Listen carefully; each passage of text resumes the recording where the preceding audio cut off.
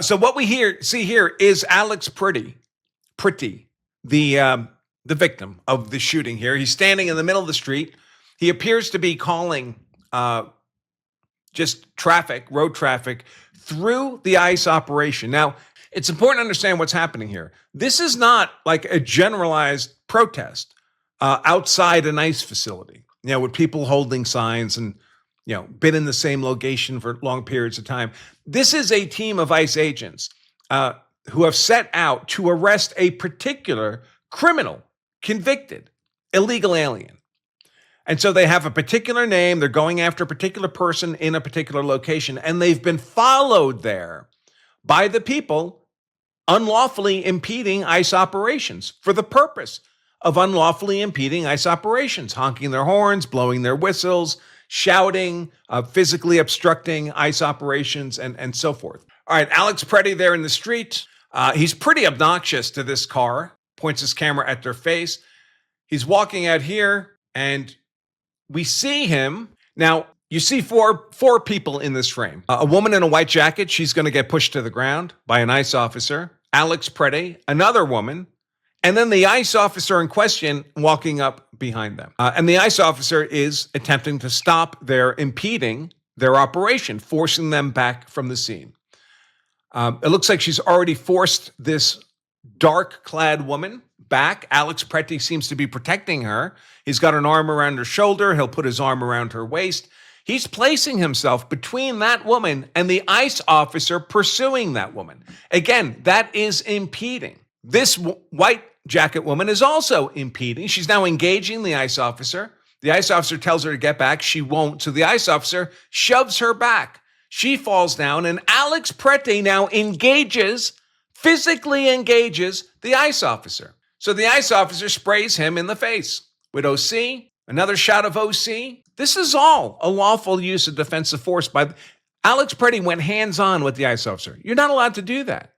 I mean, that's a criminal assault. That's a felony assault on a law enforcement officer too, in addition to the impeding. Now, more ICE officers have come in to aid their colleague. It becomes a generalized fracas. Alex Preti is not complying with arrest. He's not complying with orders. He's resisting all of these. Now, you may say, well, they're pushing him around and he fell to the ground and he's on his hands and feet. But from the officer's perspective, he's not simply complying with lawful detention. And this is where the fracas becomes more general. And we're going to switch here to the stabilized video. But this point right here, where Alex Preti goes hands-on the ICE officer, after the ICE officer pushes the woman in the white coat, right there, that is Alex Preti committing a forcible felony good for 8 years in a federal prison. 8 years in a federal prison. Here's the relevant statute. U.S. Code 111. I'll make it bigger for everybody. Assaulting, resisting, or impeding certain officers. That means federal law enforcement officers. So whoever forcibly assaults, resists, opposes, impedes, intimidates, or interferes with an officer is committing a crime. Where's the penalty? So where it's only a simple assault, a non-deadly force assault, it would only be good for no more than a year in prison. But where the assault or impeding involves physical contact with the victim of that assault, the federal law enforcement officer, they'll be fined or imprisoned not more than 8 years. So it's an 8-year felony to do this. Alex Preti has now committed an 8-year forcible felony on a federal law enforcement officer. You think he's subject to arrest? Of course he is. You think he's legally obliged to comply with that arrest? Of course he is. Does he get to fight the ICE officers? Does he have the right to do that? No, he does not.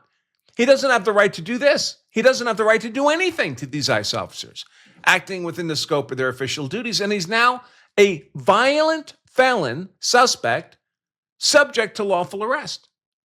And the violence is important because now the ICE officers coming in to make his arrest have to be concerned that he'll escalate the violence. And with the officers, as they come in, that effectively turns this, even at this stage, into a fight, because of Alex Preti's noncompliance, into a fight where guns are involved. Because even if you don't know Alex Preti has a gun, which he does, all the officers have guns, And anytime an officer is hands-on with a suspect, there's always a risk an officer's gun will be taken. And if it's a number of officers, it's not just your gun that's at risk, it's the gun of every officer involved who's at risk.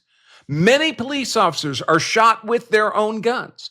This is a real risk of the profession. So it's effectively a gunfight, even if the only guns were police guns. But of course, as we learned, that's not the case. Alex Preti brought a gun with him as well. A gun reportedly he was licensed to carry, although only if he had his license on his person, which he didn't do. Mysteriously, he just showed up at this protest without his wallet, without his personal identification and his concealed carry permit. This, of course, is common among protesters, so they can avoid being identified when they're arrested for their misconduct at these protests. It's not an accident that so many of these people suddenly, on this particular day, all showed up with no identification on them. It's not an accident that Alex Preti didn't have his wallet on him. And I'm told it's only a $25 fine if you don't have your concealed carry permit on your person, which is great. I mean, I don't think it should be a fine at all. I don't think it should be a legal requirement to have it on your person.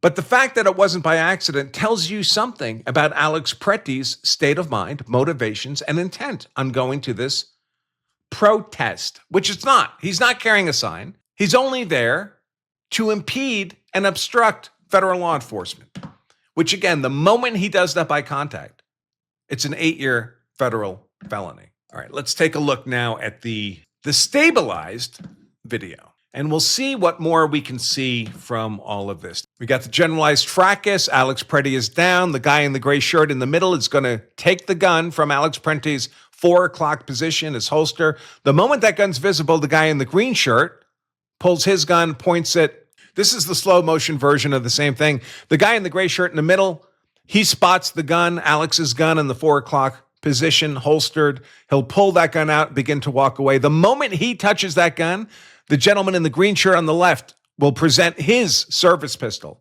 generally simultaneously, essentially. So now that they know there's a gun in play, right there. Alex's gun is retrieved. This guy presents his gun, points it at Alex, and right about now is when we hear the gunshot. I still don't know whose gun fired the shot. I don't know if that's been revealed or not.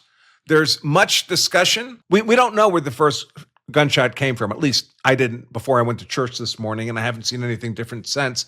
If there's been new information released, feel free to share it. It could have been an accidental discharge by the guy in the gray jacket, although when I look at that video, I don't see an accidental discharge. I know people claim that, and it could be, and it wasn't caught in the frames of video. But when I look at the 2 video frames immediately prior to the gunshot and the 2 video frames immediately after, I don't see a gun in recoil. I don't see muzzle blast. I don't see an impact on the roadway. I don't see a slide cycling. I just don't see those things. Again, it could have happened and not been caught in a video frame. That's possible. Or the gentleman in the green shirt might have fired the first shot. He had his gun presented at Alex. There's reason to believe that Alex may have been shot in the back there. Of course, by the way, there's green shirt again, right? Green shirt is standing on the right now. He's kind of circled around. He may still be shooting. People say Alex was reaching for his holster there. He didn't know his gun had been taken. That's theoretically possible. That's about where his gun was holstered. But of course, we don't know that. He could be reaching backwards because he's getting shot in the back, and that hurts. Now, once the first shot goes off, remember, they're fighting. These officers are fighting with a violent, felonious, non-compliant suspect. A gunshot goes off. Maybe someone's called out gun at this point. Who knows what that means? Maybe someone called out. Maybe Gray Jacket called out, "I've secured the gun." And all anybody heard is gun. Normally, when gun is shouted in a circumstance like this, it's not because the good guys have their guns out. It's because the bad guy is suddenly known to be in possession of a firearm. That will prime everybody to be ready to shoot on a moment's notice. And certainly once that first gunshot goes off, whatever the source, you're almost inevitably, in this kind of heated circumstance, going to end up with what's called sympathetic firing. I'll share an anecdote. So years ago, I was in a shooting class. In fact, it was this shooting class. It was Masad Ayub. It was Lethal Force Institute 1. Masad Ayub, if you don't know, is a very famous, well-known self-defense instructor. The reason I focused my legal career on use of force law is because of Massad Ayoob. 1996, I took Lethal Force Institute, and it completely blew my mind. As a young attorney, I'd never been exposed to that depth of knowledge of use of force law. We lawyers are not taught this stuff in law school in any depth. All the self-defense law I got in law school was maybe 5 minutes in the first year criminal law course. That was it. And when I took Massad Ayoob's class, it blew my mind. And I said, I'm going to master this field of law, which is, of course, is what I've done. But part of that class is a shooting class. And for several days, we're on the range, we're shooting our handguns. And the signal for shooting to start firing was always a whistle. One of the instructors would blow a whistle. That's when you start pressing the trigger and firing rounds. And the last day of the class, they have us all line up. We point our guns at the targets downrange. We gently place our fingers on the trigger, but we don't fire yet. And Massad Ayoob tells us, very important, he says, this time, the signal to fire will only consist of me shouting the word fire. If you hear any other stimuli, you are not to fire your gun. Well, what does Moss do? He doesn't shout fire.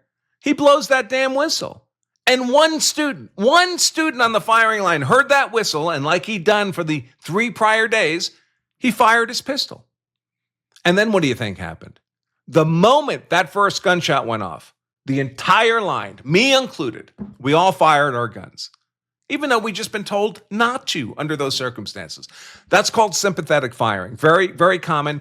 And of course, in a law enforcement context, the officers have the additional benefit of being able to rely on the perceptions, understandings of their fellow officers on the scene.